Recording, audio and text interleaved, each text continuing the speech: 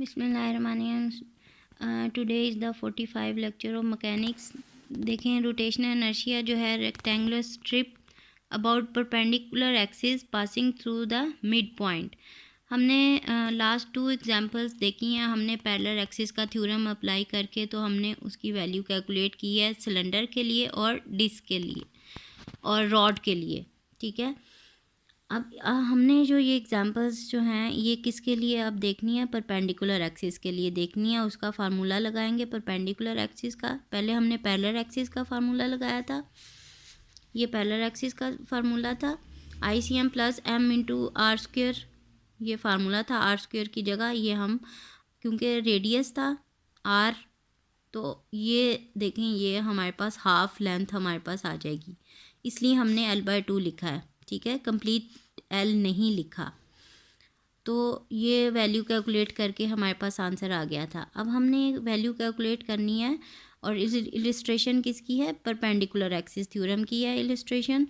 और ये केस क्या है हमारे पास, rotational inertia of rectangular strip about perpendicular axis passing through the mid point. ये रेक्टेंगुलर स्ट्रिप हमने ली है, लेंथ उसकी क्या है हमारे पास a है, ठीक है, स्ट्रिप की, और ब्रेड्थ क्या है b। लेंथ ये है, ब्रेड्थ b है, ठीक है।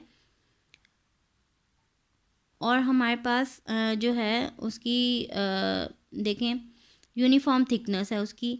अब रोटेशनल इनर्शिया जो है हमारे पास about X axis in the plane of thicks. ये देखें ये स्ट्रिप का अलोंग एक्स एक्सिस अगर हमने देखना है और ये हमारे पास प्लेन ऑफ द स्ट्रिप जो है वो हमारे पास क्या IX, क्योंकि एक्स एक्सिस के अलोंग देखा है तो 1/12 mb², ये इसकी वैल्यू है रोटेशनल इनर्शिया की, ठीक है, कैलकुलेटेड वैल्यू है।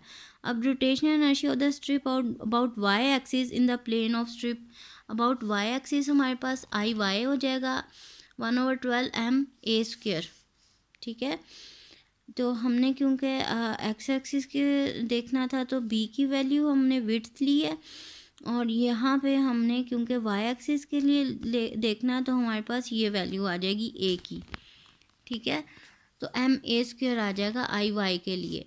Rotational inertia about A perpendicular axis passing through o, ये हम किस तरह से कैलकुलेट करेंगे, परपेंडिकुलर एक्सिस का थ्योरम अप्लाई करके। देखें फाइनल हमने वैल्यू इसकी परपेंडिकुलर एक्सिस थ्योरम की यही निकाली थी, IZ is equals to IX plus IY। यही आप उसकी परपेंडिकुलर एक्सिस थ्योरम को देखें, उसको वैल्यू उसको फाइनल देखें तो ये उसकी फाइनल इक्वेशन है, ठीक है। और यहाँ पे हम वैल्यू IX और IY की सिंपल पुट कर देंगे। IX की 1/12 mb² और IY की 1/12 ma²। कंबाइन करके हमारे पास m कॉमन आ जाएगा, नीचे 12 आ जाएगा डिनोमिनेटर में, a² प्लस b²/12, ठीक है। ये इसकी फाइनल वैल्यू आ जाएगी अबाउट परपेंडिकुलर एक्सिस थ्योरम जो है वो हमारा प्रूफ हो गया। आगे rotational inertia of a disc and hoop about its diameter. Rotational inertia जो है डिस्क के लिए और हुप के लिए हमने निकालना है, पहले स्ट्रिप के लिए निकाला था। देखिए डिस्क का रेडियस r है और मास m है, about an axis perpendicular its plane and passing through its centre. तो I की वैल्यू हमारे पास क्या आएगी 1/2 mr²। ये डिस्क का केस है, ये कैलकुलेटेड वैल्यू है ये, क्योंकि रोटेशनल इनर्शिया की वैल्यू I की वैल्यू, तो ये वाली वैल्यू हम लेंगे, ठीक है। अगर ID जो डोनेट्स है rotation inertia of a disc about its diameter, तो परपेंडिकुलर एक्सिस थ्योरम में हमारे पास क्या आ जाएगा, दो वैल्यूज़ x और y के हिसाब से I की वैल्यू क्या आ जाएगी ID प्लस ID, ठीक है। तो ये हमारे पास ट्वाइस टाइम ID आ जाएगा, और ये वैल्यू जो है क्योंकि इसकी वैल्यू फाइनल ये है ना IZ is equals to IX plus IY, ठीक है। तो ID और ID हमारे पास x और y के हिसाब से हमने ये लिख दिया है।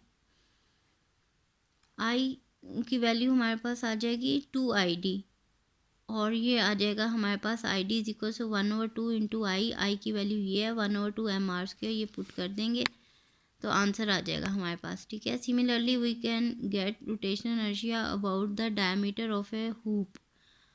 हूप के केस में देखें, आपने अपनी एफएससी क्लासेस में भी पढ़ा होगा, डिस्क की वैल्यू ये होती है रोटेशनल इनर्शिया की, और हूप के केस में m r² होती है। ठीक है, ये वैल्यू कैलकुलेटेड है। अब आपने ये वाली वैल्यू जो है फार्मूले में बस पुट करके तो आंसर निकालना है। आई डी की वैल्यू क्या है, 1/2 इंटू आई, 1/2 आई की जगह m r² पुट कर देंगे तो ये हूप का केस आ जाएगा। ठीक है, आपको डिफरेंट केसेस आएंगे एग्ज़ाम में कि हूप के केस के लिए डिस्कस करें, डिस्क के केस के लिए, सिलेंडर के केस के लिए, तो आपने इसको इस तरह से डिस्कस करना है सारा, जिस तरह से यहाँ पे दिया हुआ है।